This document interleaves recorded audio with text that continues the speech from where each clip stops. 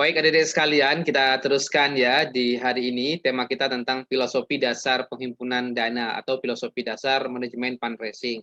Adik-adik sekalian rahmatullah, nah ini tentu menjadi sangat penting sekali kita ketahui di awal-awal tentang teori tentang fundraising. Setelah kita mengetahui bagaimana sejarahnya di minggu lalu, maka di hari ini kita akan berbicara tentang filosofi dasar manajemen fundraising.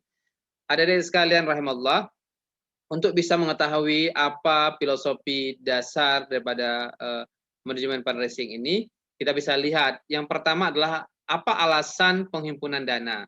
Nah, jadi alasannya pada dasarnya ada dua ya. Ya kita masih ingat minggu lalu. Yang pertama adalah membiayai program. Nah, kita ketahui bahwa banyak sekali program yang dimiliki oleh sebuah lembaga, maka fundraising ini tentu akan menjadi sangat penting sekali. Tanpa fundraising maka dapat dikatakan tidak akan berjalan sebuah program kecuali dia kerjasama dengan lembaga-lembaga lainnya. Nah, oleh karena itu untuk bisa membiayai sebuah program, untuk bisa membiayai sebuah kegiatan, ya maka mau tidak mau harus ada penghimpunan dana. Jadi ini menjadi filosofi dasar manajemen fundraising. Artinya kenapa kemudian harus ada penghimpunan dana? Ya karena untuk bisa membiayai sebuah program. Selain yang membiayai program, maka yang kedua adalah operasional kegiatan. Nah, tidak mungkin ya tidak mungkin bisa sebuah kegiatan itu operasional kegiatan bisa tertutupi kalau kemudian tidak ada fundraising. Jadi kita ketahui misalnya di zakat misalnya, ketika sebuah lembaga bisa menghimpun zakat misalnya, maka amil zakat itu berhak mendapatkan 1/8. Nah, 1/8 itu ekuivalen dengan 12,5%. Nah, itu artinya kalau sebuah lembaga zakat bisa menghimpun 1 miliar, maka 12,5% berarti 125 juta sudah menjadi dana amil yang bisa kemudian untuk membiayai kegiatan operasional. Nah, jadi bisa dibayangin kira-kira bagaimana kemudian semangatnya lembaga-lembaga filantropi, lembaga-lembaga zakat untuk bisa kemudian menghimpun fundraising yang begitu banyak. Nah, kalau yang untuk biaya program dia tinggal ambilkan dari 1/8 yang lainnya untuk fakir, miskin dan berbagai macamnya. Jadi kita bisa lihat di zakat saja bisa kelihatan ada 8 asnaf ya dan satu asnaf itu adalah amil. Amil mendapatkan untuk biaya kegiatannya bisa sekitar 1/8 atau 12,5%. Nah, itu baru 1 miliar. Bagaimana kalau sebuah lembaga bisa menghimpun 10 miliar? Ada bisa bayangkan 1,25 miliar yang didapatkannya. Nah, begitu juga dengan wakaf. Nah, wakaf juga demikian di undang-undang kita tentang Undang-Undang 41 tahun 2004 tentang wakaf, di situ menarik banget. Di situ dikatakan bahwa nazir wakaf itu berhak ya tidak boleh tidak lebih dari 10%, tapi dari hasil. Nah, itu artinya ya sebuah lembaga berpikir bagaimana kemudian dia bisa menghimpun, melakukan fundraising dana wakaf yang besar dengan sebuah asumsi bahwa dana wakaf yang besar kemudian dikelola, hasilnya juga akan mendatangkan keuntungan bagi lembaga atau nazir. Nah, adik-adik sekalian, saya pikir itu ya dua hal itu yang kemudian menjadi alasan dasar atau filosofi dasar kenapa penghimpunan dana fundraising ini menjadi sangat penting terutama di bidang ziswap. Nah, adik-adik sekalian rahimallah, yang kedua, apa prinsip penghimpunan dana? Nah, kadang-kadang kita bertanya ya, apa prinsip penghimpunan dana? Yang pertama, yang selalu dibangun oleh sebuah lembaga adalah kesadaran, ya. Nah, kesadaran ini menjadi sangat penting, ya. Nggak mungkin orang mau bersedekah tiba-tiba saja. Tentu ada kesadaran ya. Kesadaran apa? Kesadaran bahwa setiap sedekah itu akan mendapatkan balasan dari Allah. Tidak ada satu sen pun yang tidak Allah balas. Kesadaran bahwa dengan bersedekah terhindar dari bala. Kesadaran itu yang kemudian bahwa kebahagiaan itu pada saat kita mampu bersedekah, kebahagiaan itu pada saat kita mampu membantu sesama. Nah, ini terus dimunculkan bahkan Rasulullah ya bagaimana pada awal-awal ketika Rasulullah hijrah ke Madinah, apa yang dibangun oleh Rasulullah pada saat itu bagaimana sahabat-sahabat itu memberikan mendonasikan kurmanya ya untuk apa? Bagaimana yang lain bisa makan, yang lain bisa terpenuhi kebutuhan hidupnya. Jadi masya Allah ditaruhlah kurma-kurma itu dibawa ke masjid dan berbagai macamnya Nah, itu bagian pada memunculkan kesadaran yang dilakukan oleh Rasulullah dan para sahabat. Lalu kemudian kepedulian. Nah, kepedulian ini biasanya muncul ketika orang setelah melihat. Contoh, ketika orang menonton tentang video tentang bencana. Nah, biasanya orang langsung peduli karena setiap orang punya namanya hati nurani. Nah, hati nurani ini kemudian mendorong seorang untuk peduli. Maka wajar kalau kemudian, maaf dalam tanda kutip misalnya, ada mengatakan semakin banyak bencana, kemudian fundraising yang dikumpulkan juga semakin banyak. Nah, itu artinya menjadi menarik. Ketika terjadi bencana banjir misalnya, maka jumlah fundraising, jumlah penghimpunan dana untuk sosial itu akan semakin meningkat. Ketika terjadi tsunami misalnya, jumlah fundraising juga akan meningkat. Ya, ya, ini menjadi menarik. Ternyata ada hubungan ya, ada hubungan yang menarik antara fundraising dengan bencana. Nah, adik-adik sekalian rahimallah, jadi bagaimana kemudian tugasnya prinsip penghimpunan dana itu bagaimana kemudian membuat orang peduli. Nah, kalau peduli dengan sendirinya fundraising itu jumlah dana fundraising itu akan terhimpun dengan sendirinya. Yang ketiga adalah kepercayaan. Orang sudah sadar, orang sudah peduli, tapi apa iya ya kalau gua sumbang ke lembaga ini apa iya dia kira-kira dia salurkan atau tidak. Jadi selalu ada question mark, ada sebuah pertanyaan besar, ya. Apa iya kira-kira gua salurkan? Maka muncul sebuah asumsi di Indonesia misalnya, kenapa donasi kita masih sedikit ya dibandingkan potensi kita? Ternyata bukan orang tidak mau berderma, bukan orang tidak mau berbagi, ternyata alasannya adalah trust, kepercayaan, ya. Dia tidak percaya sama lembaganya, ya, kalau gua salurkan sama dia kira-kira. Nah, sehingga yang harus kemudian dibangun, ya, prinsip penghimpunan dana ini selain kesadaran, pedulian, tapi juga kepercayaan sebuah lembaga. Ini tentu akan menjadi sangat menarik. Nah, kalau orang sudah percaya, maka dengan sendirinya jumlah donasinya akan semakin banyak. Nah, itu juga terjadi hari ini misalnya antara lembaga-lembaga yang dibentuk oleh pemerintah dengan lembaga yang dibentuk oleh swasta. Ternyata hasil riset menunjukkan lembaga yang dibentuk oleh swasta, donasi penghimpunan fundraising-nya lebih banyak dibandingkan yang dibentuk oleh pemerintah. Tentu ini menjadi PR tertentu juga bagi pemerintah untuk kemudian meyakinkan masyarakat ya agar kemudian masyarakat juga percaya 100% kira-kira seperti percaya pada lembaga swasta. Nah, adik-adik sekalian rahimallah, saya pikir itu prinsip dari sisi penghimpunan. Nah, lalu kemudian kita bergeser sedikit. Nah, bagaimana cara kita terampil untuk kemudian menghimpun dana ini? Yang pertama tentu edukasi ya. Nah, harus edukasi. Edukasi itu apa Pak Hendra? Ya, mendidik masyarakat, ya, mendidik masyarakat, ya, mengenalkan pada masyarakat apa itu zakat, apa itu sedekah, apa itu wakaf. Nanti jangan bolak-balik ya. Ketika kemarin pemerintah melakukan gerakan wakaf nasional, semua orang beranggapan uang wakaf itu bisa dimanfaatkan langsung. Oh, ternyata harus punya ilmunya dulu tentang wakaf kan? Ya, ternyata ilmu wakaf itu apa? Wakaf itu berbeda dengan sedekah. Dia harus ditahan dulu, baru hasilnya dimanfaatkan. Nah, banyak sekali kemarin muncul ya tulisan-tulisan dari beberapa pejabat negara bagi saya. Nah, ini tentu menjadi penting juga kemudian bagi kita untuk melakukan edukasi kira-kira gitu kan. Ya, apa bedanya sedekah, apa bedanya zakat, apa bedanya wakaf, ya kan? Kalau sedekah sama zakat bisa langsung setelah dihimpun bisa disalurkan, tapi kalau wakaf dia harus dikelola dulu baru kemudian disalurkan. Nah, ternyata tidak cukup punya semangat gerakan wakaf, tapi juga punya semangat belajar ilmu tentang wakaf ini, namanya edukasi. Nah, saya pikir adik-adik adalah bagian pada edukasi karena adik-adik adalah merupakan jurusan manajemen zakat dan wakaf. Nah, yang kemudian yang kedua adalah sosialisasi. Sosialisasi ini bisa melalui apa? Literasi. Nah, sekarang program pemerintah ya karena di dalam keuangan syariah ini, dalam ekonomi syariah ini, pemerintah fokus pada 4 hal yang saya sudah cerita sama adik-adik sekalian. Apa saja? Yang pertama adalah industri halal. Nah, itu pemerintah sekarang lagi fokus pada industri halal. Yang kedua adalah keuangan syariah. Keuangan syariah ini apa? Ada perbankan syariah.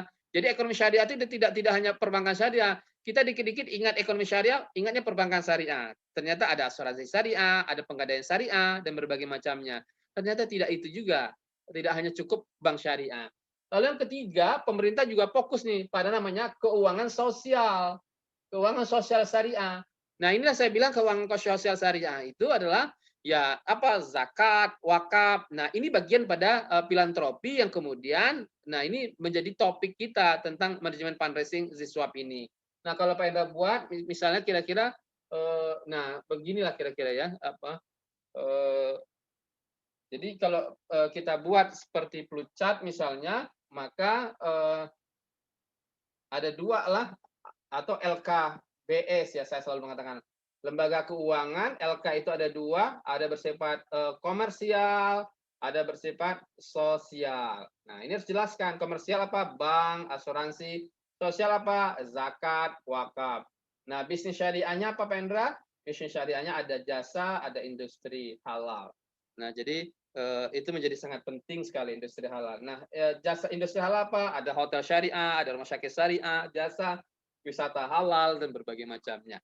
Nah, kita fokus pada keuangan sosial ini. Jadi harus kemudian selain pemerintah fokus sosialisasi terhadap keuangan komersial, keuangan syariah juga harus juga disosialisasikan. Buktinya sekarang kita punya satu bagian di Komite Ekonomi dan Keuangan Syariah itu adalah namanya Direktur keuangan sosial syariah. Nah ini tentu akan menjadi sangat penting sekali.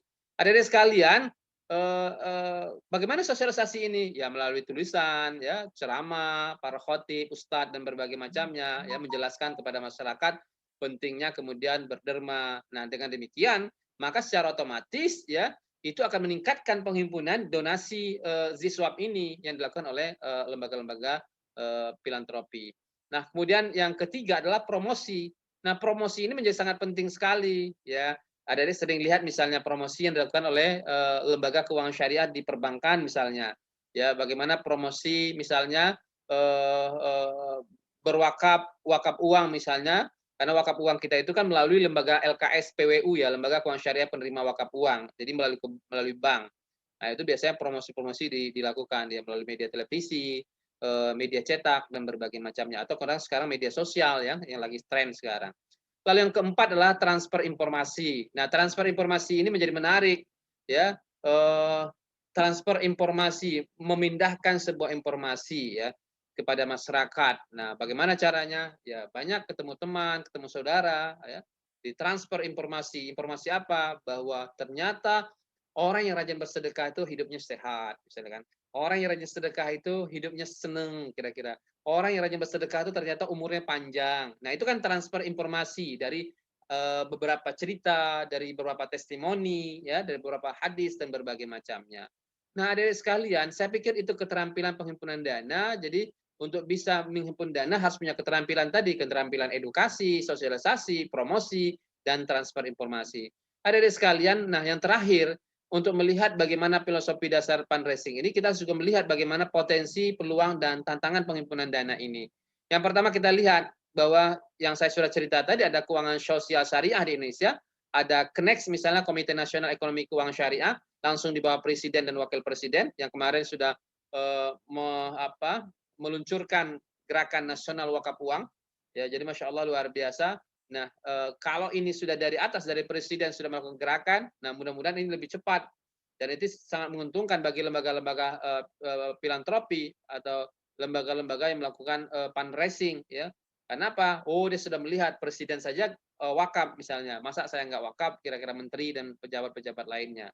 Lalu kemudian ada Basnas misalnya kan, kita punya LAS juga, kita punya BWI juga, dan banyak lagi AMIL. Bahkan nazir wakaf kita itu adalah nazir wakaf terbanyak di dunia. Jadi ini satu potensi yang luar biasa bagi saya yang tidak dimiliki oleh yang lain. Bahkan lembaga pendidikan ekonomi syariah kita merupakan terbanyak di dunia, mengalahkan Malaysia, mengalahkan banyak-banyak negara. Jadi Masya Allah luar biasa dari sisi potensi ini saya pikir besar sekali. Nah kalau sudah banyak orang belajar ekonomi syariah, maka yang sendirinya orang akan semangat juga melakukan donasi terhadap Ziswap ini. Lalu yang kedua adalah regulasi keuangan sosial syariah. Kita sudah punya undang-undang 23 tahun 2011 yang dulu undang-undang 3899 undang-undang tentang pengelolaan zakat. Kita sudah punya PP-nya juga 14 tahun 2014.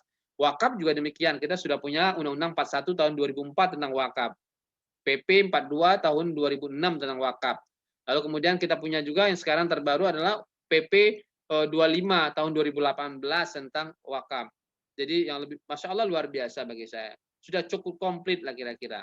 Lalu kemudian yang ketiga, kita ini adalah mayoritas Muslim. Ya.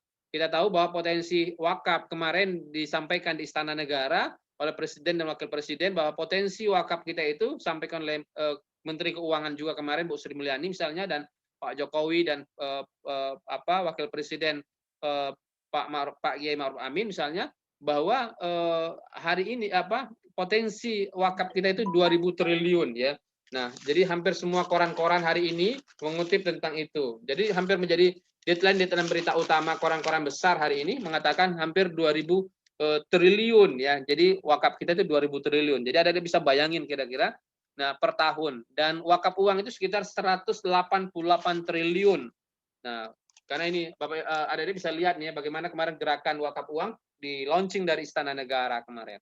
Nah, ada presiden, ada wakil presiden, ada menteri keuangan. Belum pernah bagi saya terjadi di Indonesia sejarahnya di mana ada presiden, wakil presiden, ada menteri keuangan langsung ya dengan gerakan bagaimana kesadaran masyarakat untuk melakukan donasi terhadap wakaf uang ini. Nah, ini tentu satu kebanggaan bagi kita. Lalu kemudian potensi zakat berapa Pak Hendra? Ada yang mengatakan 200 triliun ya oleh PBB UIN dulu. Ada yang terakhir sekarang mengatakan ada 330 triliun. Jadi Masya Allah luar biasa. Meskipun realnya hari ini ya baru berapa triliun ya. Tapi alhamdulillah lah sekitar berapa 10 triliun atau berapa sekarang terakhir. Nah jadi ya alhamdulillah lah sudah bergerak ya. Kita berharap mudah-mudahan suatu saat potensi ini menjadi sebuah kenyataan. Lalu yang menarik bagi saya yang terakhir ini, populasi Indonesia itu sekitar 270 juta, 2 juta jiwa ya. Jadi menarik bagi saya, 2020 itu jumlah penduduk Indonesia sekitar 270,2 juta ya. Jadi Masya Allah banyak ya. Nah itu menarik bagi saya adalah penduduk produktifnya itu adalah sekitar 70,72%. Itu produktif. Nah, milenial itu 25,87% ya, lalu kemudian generasi Z itu sekitar 27,94%. Artinya yang semangat melakukan donasi ya. Jadi ini tentu akan menjadi satu hal yang sangat menarik bagi saya bahwa dikatakan di koran kemarin milenial dominasi wakif di Indonesia. Artinya apa? Generasi milenial itu menjadi generasi yang menempati ya porsi yang cukup besar ya. Jadi berturut-turut besar jumlahnya. Tapi generasi ini adalah generasi yang rajin bersedekah, berwakaf. Nah, ini berbeda Adik-adik sekalian. Kalau dulu ya lembaga fundraising itu membidik yang besar-besar. Jadi cukup 10 orang besar orang kaya Indonesia sudah cukup membiayai program dan operasionalnya.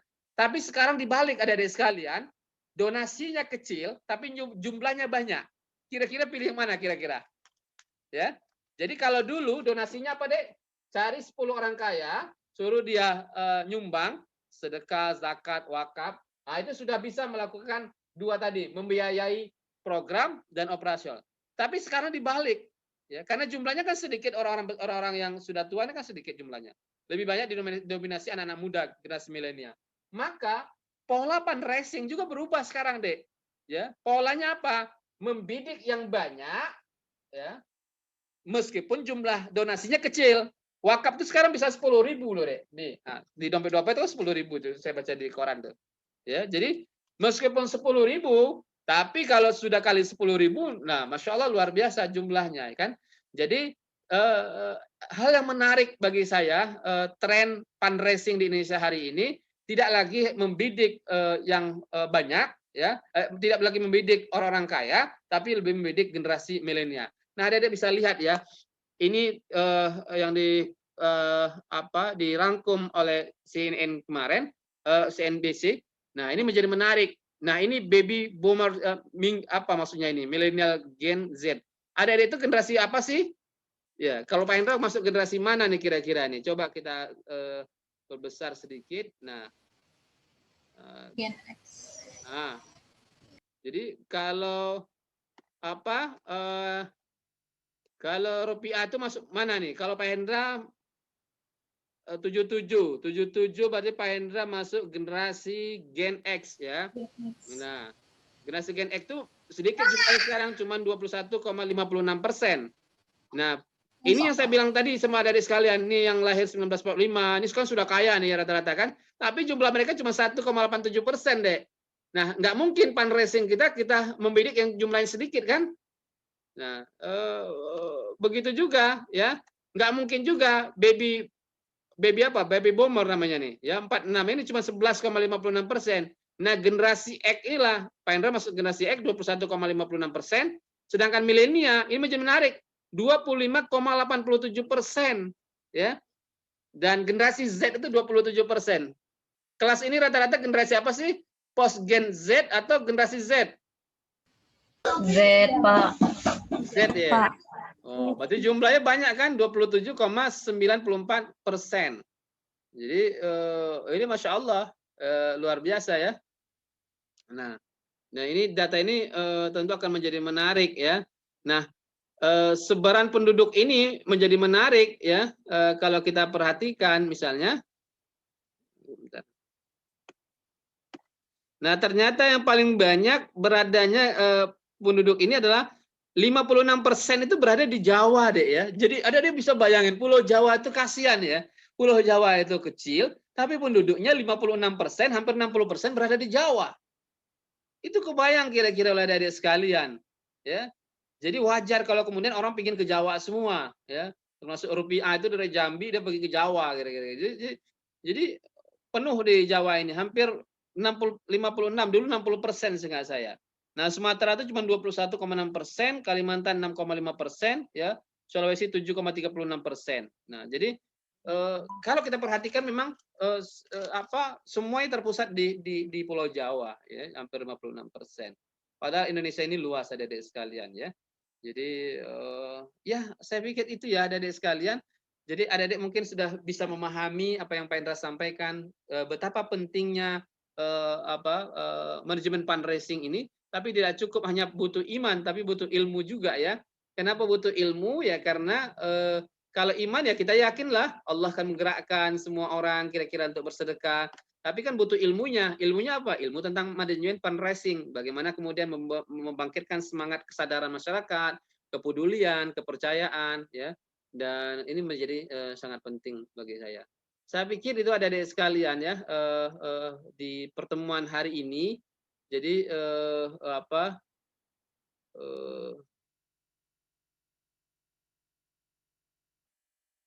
jadi saya pikir itu di pertemuan hari ini mudah-mudahan bermanfaat bagi adik-adik sekalian untuk menambah ilmu adik-adik sekalian tentang filosofi dasar penghimpunan dana atau kita kenal dengan filosofi dasar manajemen fundraising. Silakan kalau ada yang ingin bertanya atau kita lanjutkan diskusi kita di hari ini, silakan.